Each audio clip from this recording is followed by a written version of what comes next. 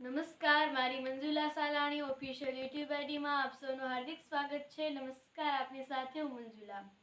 ગુજરાતમાં દારૂબંધી છે, છતાં પણ ગુજરાતમાં દારૂ વેચાય છે તે આપણા બધાને ખબર છે.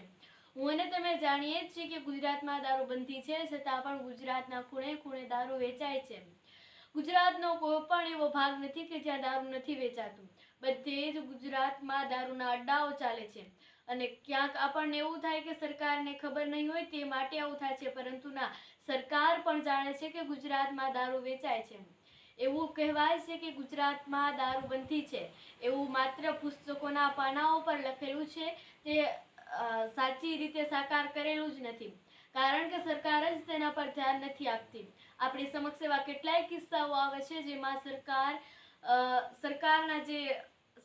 સરકારના જે સભ્યો હોય છે તેના હાથોમાં દારૂની બોટલ હોય છે. આ સિવાય આપણે જોઈએ છીએ કે ક્યારેક તો પોલીસ પણ દારૂ પી અને લોકોને મારતા હોય છે. આવા કેટલાય ગંભીર કિસ્સાઓ આપણી સમક્ષ અને આવા કેટલાય ગંભીર વિડીયોઝ આપણી સામે આવે છે. આને જોઈએ ને આપણે આપણી ગુજરાતની દારૂ સ્થિતિને જોઈ શકીએ છીએ કે આપણું ગુજરાત કેટલું ગંભીર રીતે દારૂથી ઘેરાયેલું છે. તો સરકાર આવું કેમ નથી કરતી કે ગુજરાતમાં દારૂ ક્યાંય ન વેચાય? માત્ર કહેવાય જ છે કે ગુજરાતમાં દારૂબંધી છે. અને હાલનો એક આપણી સમક્ષ વિડીયો આવ્યો છે, તેના વિશે વાત કરવી છે. હમણાં એક વિડીયો આવ્યો, તેમાં એવું હતું કે એક પાર્ટી હતી ને તેમાં કેટલાય લોકો દારૂ પીતા હતા અને પછી પોલીસને જાણ થતાં પોલીસ ત્યાં પહોંચી હતી ને ત્યાં જઈને જ્યારે તે પોલીસે તેઓને જોયા ત્યારે તેમાં 15 જેટલા કોરિયન અને અમેરિકન વ્યક્તિઓ હતા અને 2 ભારતીયો હતા. આ બધા જ લોકો દારૂની પાર્ટી કરતા હતા અને તેમાં ત્યાં કેટલા બધા સાઇનબોર્ડ્સ લાગેલા હતા, પાસ હતા, જ્યાં જેટલી પણ વસ્તુઓ મળી તેમાં દારૂનું જ બધું લખેલું હતું.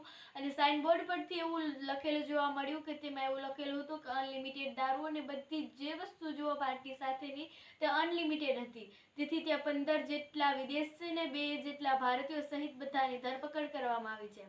ત્યાંની જેટલી પણ વસ્તુઓ મળી છે, પછી ત્યાં એવી રીતે પાર્ટી થતી જ હતી કે જાણે કે કોઈ ઇવેન્ટ હોય તેવી રીતે ત્યાં પાર્ટી થતી હતી. એટલે કોઈને એવો શક ના જાય, પરંતુ કોઈ વ્યક્તિને એવી જાણ થઈ અને પછી તેમણે પોલીસને જાણ કરતા તે બધાની ધરપકડ કરાઈ છે. હવે એ જાણવાની વાત બાકી છે કે જ્યાં જગ્યા હતી તે કોની જગ્યા હતી અને તેઓને આ બધી પરવાનગી કોણે આપી હતી અને તે ક્યાંથી દારૂ લાવ્યા, તે બધી જ વાત હવે જાણવાની બાકી છે. અને પોલીસે તેઓની ધરપકડ કરી છે. ત્યાર પછી તેની બધી જ પૂછપરછ કરી અને જાણ લેવામાં આવશે, કારણ કે અનલિમિટેડ દારૂ એટલે ત્યાં કેટલા વ્યક્તિઓ આવે છે તેનો અંદાજો હોવો જોઈએ. ભલે 10 થી 15 વ્યક્તિઓ અથવા તો 17 વ્યક્તિઓની ધરપકડ કરાય છે, તેમાં 17 વ્યક્તિઓ માટે અનલિમિટેડ દારૂ હતો, તે આપણા માટે એક ગંભીર બાબત કહી શકાય, કારણ કે અનલિમિટેડ દારૂ એટલે ખૂબ મોટી વાત કહી શકાય. કેટલો બધો દારૂ હશે, ત્યાંનો તમે દારૂનો જથ્થો જોવો તો પણ તે ખૂબ મોટો બધો જથ્થો હતો. પરંતુ આ સરકારને જાણ થઈ અને પછી આ સરકાર હવે પોલીસને જાણ થઈ છે અને હવે પોલીસ શું કરે છે તેના પર ખૂબ મોટો આધાર છે, કારણ કે આ વખતે સરકારે કંઈક મોટો એવો નિર્ણય લેવો જોઈએ કે જેના કારણે ગુજરાતમાં સંપૂર્ણપણે દારૂની નાબૂદી થઈ જાય.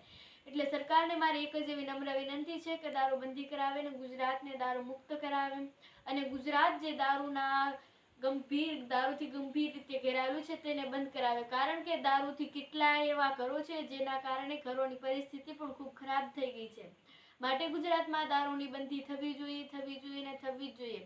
અને આ વિડીયો વિશે તમારું શું કહેવું છે કમેન્ટ્સમાં જરૂરથી જણાવજો. અને સાથે જ મારી મંજુલા સાલાણી ઓફિશિયલ યુટ્યુબ એને સબસ્ક્રાઈબ કરવાનું ભૂલશો નહીં. જો તમે અમને યુટ્યુબ પર જોઈ રહ્યા હોય તો મારી મંજુલા સાલાણી ઓફિશિયલ યુટ્યુબ એને સબસ્ક્રાઈબ કરજો. અને જો ફેસબુક પર જોઈ રહ્યા હોય તો પણ અમારી મંજુલા સાલાણી ઓફિશિયલ યુટ્યુબ એને સબસ્ક્રાઈબ કરશો. આભાર.